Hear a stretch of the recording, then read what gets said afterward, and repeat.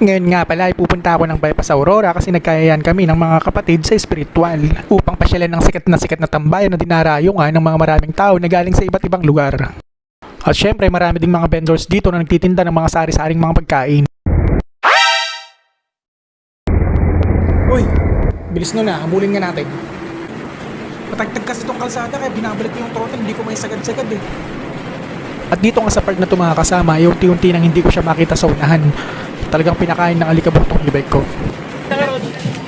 Interval na gamit aja ikikwa. Aji 5 minutes po kaya agbalin nga 1 second aja.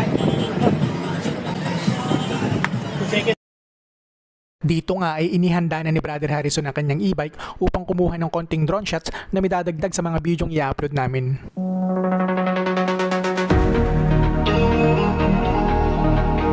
Pagkatapos nga ay kumuha naman ako ng kaunting video para gawin kong montage.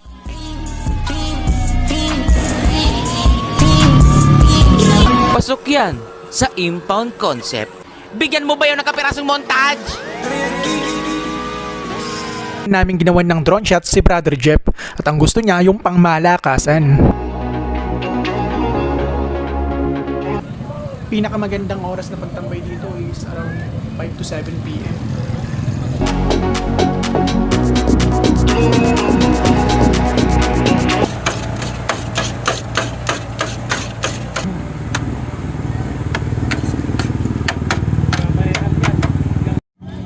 Yan, ito na yung shawarma, halagang 70 pesos.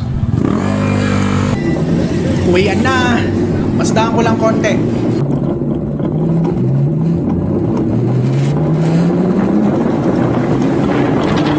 Shoutout nga pala sa mga solid followers ko para sa inyo itong muling pitik na to.